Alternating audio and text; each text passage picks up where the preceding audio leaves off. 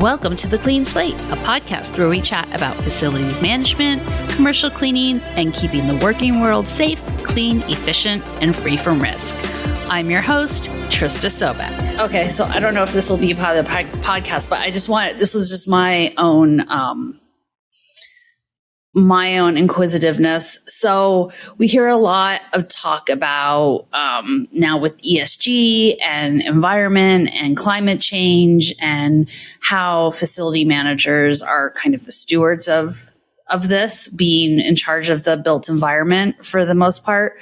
So what is Lysol's suite of products or kind of stance on green products? Because it's been a thing, and then it kind of was like, no, we just need to get rid of these germs, with COVID and everything. So what's the new? What's going on in the world there of cleaning products with green? So from a corporate level, or we'll start at the product level. We have a number of our products are 100% recyclable. We have a number of products that are majority or primarily post-consumer recycled plastic.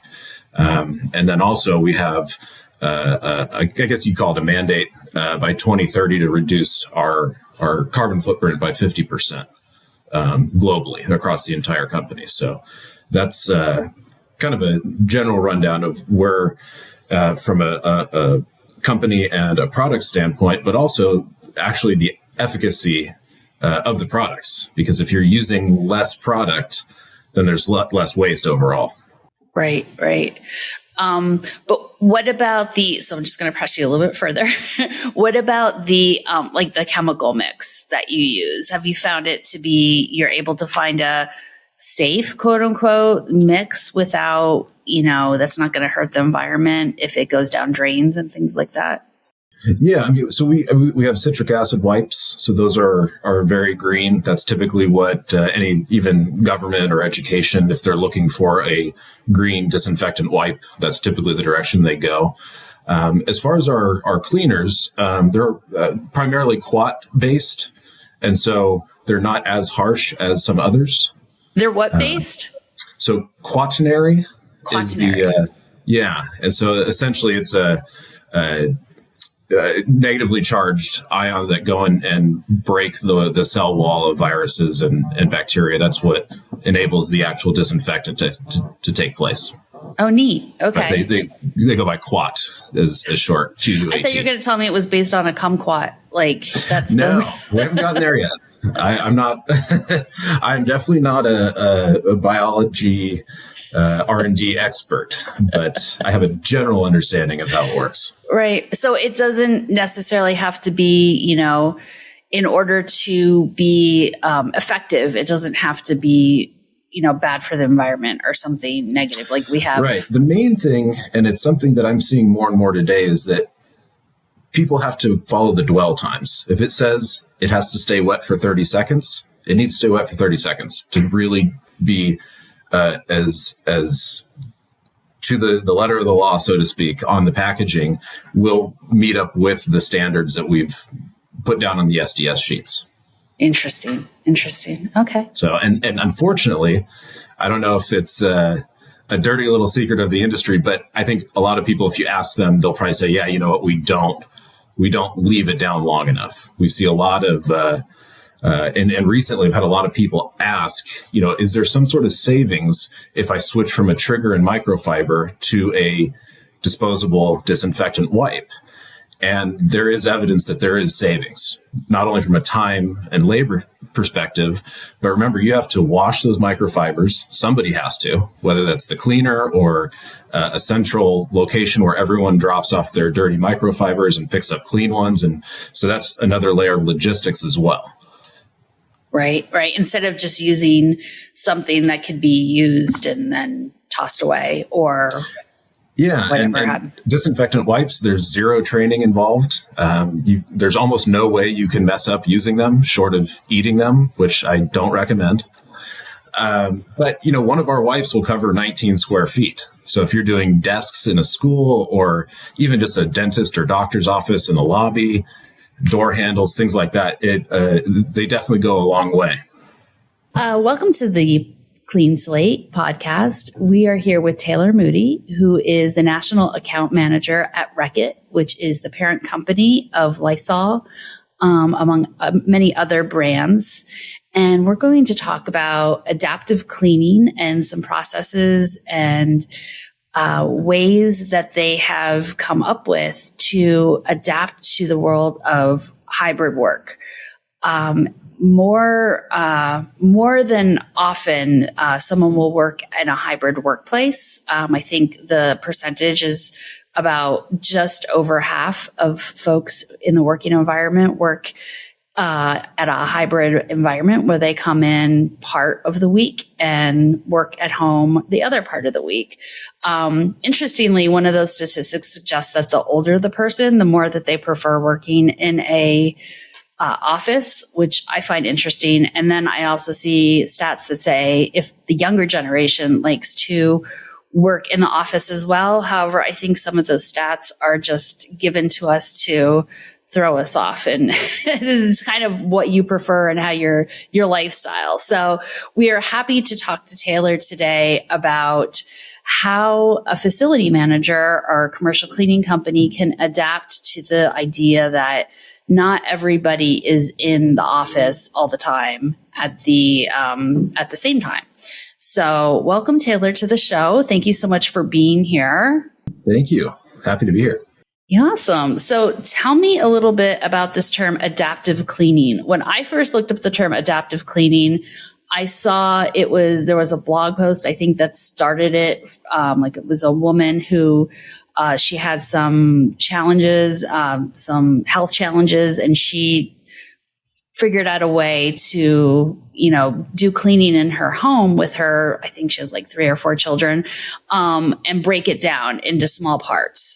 So this word adaptive cleaning has kind of taken off, not just in the professional sphere, but in the home sphere as well. So I thought that was really interesting. So can you tell us a little bit about the meaning and where it came from and why it's important? So I love that woman was able to find some ways around to clean effectively. We are not aware of her, but I'm sure she's great.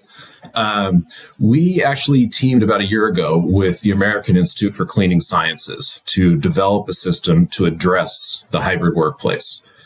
So AICS, they also created the SIMS certification, so the Cleaning Industry Management Standard, which many, many people have taken over the years.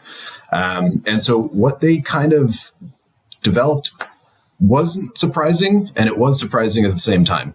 They found that with occupancies at or below 50%, and you can check this weekly on the Castle report, Castle with a K, .com, and it'll show you in the top 10 markets what the occupancy is.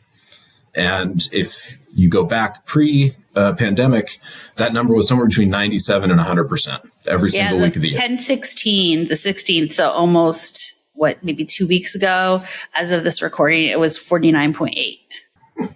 Yep. So that's huge. And I'm sure a lot of the people that listen to this, if they watch the news or they're online, they see an article every other day about the pending commercial real estate crash. And that's primarily the main driver is that occupancy number. So what we did with AICS is say, how can we help commercial cleaners and BSCs be more efficient, be more effective, and keep the business that they have? And the main thing is reassessing the building and reassessing your scope of work and protocols. I was with a group back in April in Phoenix, about 50 large commercial cleaners. And I asked a real, just casual question. I said, how many of you have gone into your customers' buildings and asked them what people are in the building on what days? And only about 4 people out of the 50 raised their hand. And so I thought, okay, we're definitely on to something here. And I initially thought it might be because of the labor shortages. And we know that the commercial cleaning world has a pretty significant turnover rate. Some companies are great at it. OpenWorks, I know, has a very low turnover rate, high retention rate. But there are others that will see 200 to 400% turnover every year. So they're hiring a new person every 3 months, potentially. And so it's really tough for them to go, well, we have 100 customers. It's really hard to go into every customer and reassess their building. And they didn't really even know where to start. And so that's what we developed, kind of step by step, going in and saying, okay, it's a 4-story building. There's 25 people on each floor. 3 come in on Mondays, 12 come in on Tuesdays. And so just going through that, it takes a little bit of time, maybe an hour. And hopefully they have a facility manager on site that has a pretty good idea of what that traffic flow looks like. And then you can adjust your tasks and your frequencies accordingly. And that could ultimately end up saving you money. It could save the building money. One of the examples we gave is if you have that 4-story building and there's 25 people on each floor, is there a potential to consolidate and move 50 people to 2 floors and shut down 2 floors so that you're spending less money on electricity? You can turn those floors off. You're not needing to clean them as much, but you're still keeping that office active and generating revenue. And in order to generate revenue, the building has to be clean. Dirty buildings do not make money. So that's where OpenWorks comes in. What day of the week do you find that most people come in? Wednesdays, by far. Wednesdays are the big day. So I'm assuming, pre-COVID, if we look at every day, everything has to be cleaned exactly 100%. And now it's kind of, can you break that down exactly like what that looks like a little bit if you have more people and I can give you a few kind of anecdotal pieces. So I used to be the director of sales at Hoover Commercial. And so I was selling vacuums, commercial vacuums to big tech companies like Facebook and Twitter and Samsung and Google. And I've been to all their campuses. I've been inside and out of them just to kind of assess what they need. Have you met Elon Musk? I have not. I would love to. I've been to SpaceX though. And I've been to Tesla because we sold our first generation when I was there of cordless upright vacuums. We sold to every Tesla dealership. But yeah, so, when we were in there, if everyone remembers early 2000s, it was famous that Google had, free unlimited cafeterias and slides that took you from floor to floor. And the idea being that they wanted their employees to be in the office as many hours as possible, 16 hours a day if they could keep them there, just because they were cranking out a lot of work. Fast forward now, everyone's been working from home. And during the pandemic, all of the executives were saying, we've been productive like never before. You guys are doing a great job. Keep it up. And now they want them to come back in the office. And people are going, well, you said that we were doing really well at home. And I don't want to have to drive an hour in the morning and an hour at night and, figure out my lunch. And, at home, I can do the same work. And so that's a challenge, especially for millennial and Gen Z generations, getting them back in the office. To your point, I do think older generations don't mind going in just because that's always how it was done. What they done. Yeah. Well, I have read a stat that the average worker, by going to a hybrid schedule, will save $5,000 a year, which is huge, especially for this generation that is really looking to, afford an apartment. I think, the generation above that, my generation, it was like the home was definitely getting a home was definitely attainable. And now it's like, that's really difficult these days. So $5,000 a year savings is huge. And also in what you get from the mental health satisfaction of just being relaxed, staying home. You don't have to deal with the hustle bustle of that commute, which, people don't, it's very stressful. And I think it depends on the industry that you're in. I saw an interview this morning, a guy named Palmer Luckey. He was the guy that developed Oculus and sold it to Facebook.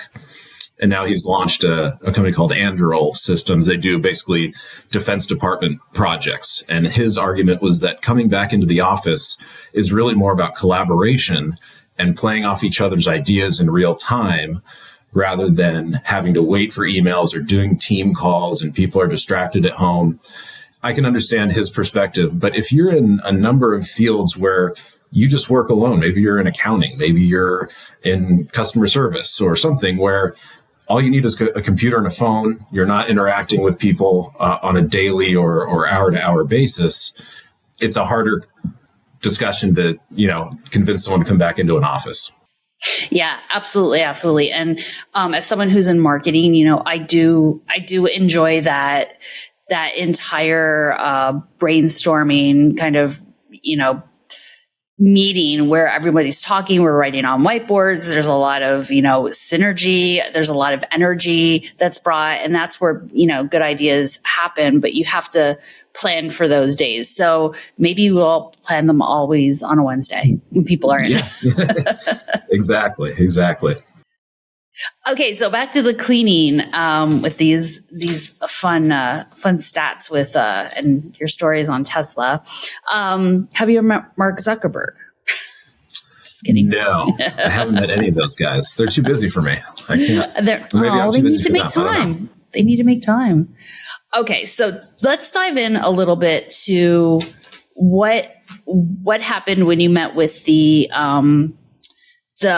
group, the cleaning group, and the American, what was it again? Can you refresh my memory? The American Cleaning Association? American Institute for Cleaning Sciences. American Institute for Cleaning. So after you met with them and you did a lot of studies, what came out of that? How are we going to change things? Something that we're going to offer to all of OpenWorks are the assets that came out of that project. So one is an implementation guidebook, how to actually go in step by step and implement an assessment of the building and then recommended changes or updates to protocols. Additionally, we have 40 plus SOPs, standard operating protocols or procedures that can be shared with new employees. It can be used as a refresher. So if you come across some sort of a building that you're not quite sure how to clean, that'll cover that, no problem. And then also probably one of the most important parts of the system is the scope of work template. And so this goes through every cleaning activity and whether it needs to be daily, weekly, monthly, quarterly, annually, and you can edit it. So if you are in a dentist's office, you can go in and look through everything, whether it's a restroom or floor cleaning, windows, and then you can actually have a conversation with the facility manager. If they're saying, look, we need to save money, what can you do for us? Say, all right, well, here's our scope of work as it is right now. What do you think we can pull back on? And you kind of put the onus back on them, but you also have to make sure that you hold a standard of clean that is still acceptable. Right. We can't stop cleaning the bathrooms. Yeah, it's a simple question. Like, how dirty is acceptable for your building? Right. And that really kind of draws a line quickly. And they go, okay, well, these restrooms are only used once a day. It's like, well, you still have to clean them. Either shut these restrooms down and use signage to take someone somewhere else, or we need to figure out some other solutions. We've also seen an uptick in the interest in day cleaning. I know that a lot of people do cleaning overnight, but going back to labor shortages, it's really hard to find people that are able to work, 9 p.m. to 6 a.m., somewhere in that zone. And they're finding that if you can find, so daytime cleaning, there's many, many more people available, retirees, semi-retired, parents that drop their kids off at school at 8 and pick them up at 2. And when they're in an office, the daytime cleaners actually kind of become part of the group of employees. They get to know everybody. And I think one of the side benefits is that they start to garner a lot more respect because people see the work that they're doing. Unfortunately, janitorial work for a really long time has not gotten the respect that it should, which is really interesting because if you go to Europe. Thankless occupation, for sure. Exactly. Yeah. It's very different in Europe. Europe has sanitation specialists and managers, and they're making six figures. That it's just a very strange difference between here and there. Well, and Europe is also very clean. I mean, it has been, so it's interesting. I like how you started that question of how dirty how much dirt can you put up with, or what is kind of, it's not like, how clean do you want this? You're starting with like, there's dirt everywhere. So it just couches that conversation a little bit differently, I think. What is your dirt threshold, I guess, or your disinfectant threshold. So I really when you combine that with the assessment of what people are in the office, what days, you'll probably find really quickly areas where you can adjust frequencies of different tasks. And so that's going to make everybody happy. Have you personally, through with Reckitt or the Academy, have you come into like any conversations about AI or kind of automation where things are, checking how many times people have used the bathroom automatically, sensors and things like that? Has that come together yet, or are we still waiting for that to come together? So, yeah, I have talked with people, and the Internet of Things, IoT, has been a hot topic for, I don't know, 5, 6, 7, 10 years. The hurdle that I think most people have a hard time getting over is the price, the cost, and then who's going to manage it. They've done some studies with sensors for conference rooms. And so you'll know every time someone goes into a conference room, the problem is that data isn't specific enough to make it actionable. So if you had a meeting, great. But let's say you forgot your glasses and you go back in there and it trips a sensor again. Or someone knocks on the door and it sets off an acoustic sensor. And so you're seeing, oh, wow, this room's being really heavily used. And so you go and clean it multiple times, but you're just on the other end of a phone receiving these notifications when in reality, it doesn't need to be cleaned. So now you're wasting money. Right. So maybe sometime in the future. Yeah. As with most things, electronic and technology wise, they come down in price. And so I definitely think it will be more heavily used in the future. I know that AICS is working on an AI platform to help, if you need a recommendation on supplies to clean a restroom, or what types of vacuums should I use to clean high air vents. You can ask this system and it will give you some recommendations and write out full SOPs if you want. Right. And I think, just like all things like ChatGPT is a big thing in my world right now. And it's only as good as the information that is put into it. So until there is, really good information into it, what comes out isn't going to be, the best all the time, or will give you just like a starting point. So I can't rely on that yet 100%. So it still needs that facility manager who's sitting there making a critical thought of, should I go back into that, that conference room when somebody just, maybe I don't need to, or get somebody to do a full clean there. Awesome.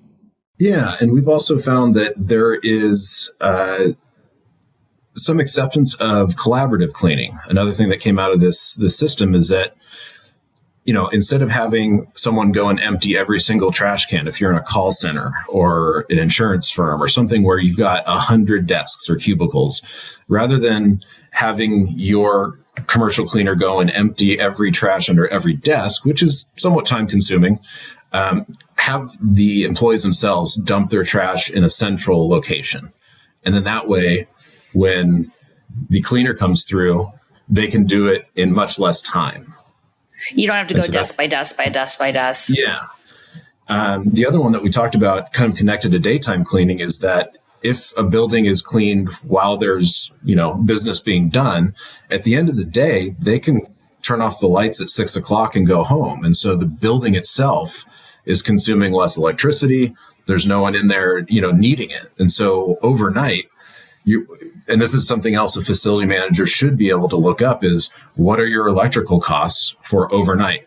Because that's when the cleaners are in there. If you shift that to the daytime and the lights are off for 8 hours a night, 365 days a year, what does that add up to? It's just another conversation that you can have. And these building owners and managers know that you have their interests at heart. You're coming up with ideas. Well, we're coming up with the ideas and giving them to you. That's our job. But it shows that you're actively participating in that relationship, trying to find areas of savings. Yeah, no, I love that whole idea of, looking at, and that's something that OpenWorks really strives to do, is looking at that relationship as a true partnership. So, going around and looking at like, if you, moved this over here and this over here, giving options and ideas that could be extremely easy to implement, or, just letting them know when they're, your carpet should be cleaned. I can definitely see that this is wearing, if we put it in a process right now, we can probably extend the life of your carpet by X amount. So all these, becoming more of a partner, I think is something that all commercial cleaners should look for. But saying it and doing it are two different things. So I love that Lysol's kind of giving us the tools to help with that. Yeah, and I think a lot of people on the outside looking in think it's really simple to clean any building. And it really isn't. It does become easier when you have standard processes and scope of works in place. And I keep going back to scope of work because you can't do anything without a list of the tasks needed and how often. And that really, it's as simple as that from inside the industry, I'm saying. So it's definitely something it's call to action to get in front of your customer, have a conversation, and it'll kind of lead you to the right answers almost on its own, just using these assets. Right. I love that. What is your favorite cleaning product? So it is Lysol. Surprise. It's our disinfectant wipes. We have 15 count packs that I take in my suitcase. So when I get on an airplane, I can wipe down the tray table or rental car, or they're just really convenient. And I know that they're incredibly effective. Right. Cool. Awesome. Well, do you have anything to add about adaptive cleaning and this protocol that you've come up with, partnering with the Institute, or anything that we should look out for as far as trends in the future? What do you think? Yeah, are we all going back to work? Yeah, exactly. I mentioned everyone will have access to these assets. We'll find a good place to put them online. And so either people can come and get them, or we can send them out. We're happy to do that. We're happy to work with you to make sure that you know how to use them. And then, stay tuned. We are working on a couple interesting new projects going into 2024, utilizing the Lysol brand equity and allowing others to use it as well. We're the number one disinfectant in the nation, or number one most trusted, so to speak. And so it's exciting to be able to allow people to utilize that. So, Awesome. I love that. Tuned. Letting everybody have a chance to disinfect and clean the right way. I love that. We didn't really talk about cost structure, but it's an interesting conversation to have with your facility manager, because they know of labor and products, someone to clean and something to clean with. What they don't know are all the other expenses that go into running a commercial cleaning company, insurance and worker comp and regulations and human resources and everything else. And so some people will say, well, somebody can do it for way cheaper. And it's like, well, as with most things in life, you get what you pay for. Right. And so this is a good explanation of why things cost what they do.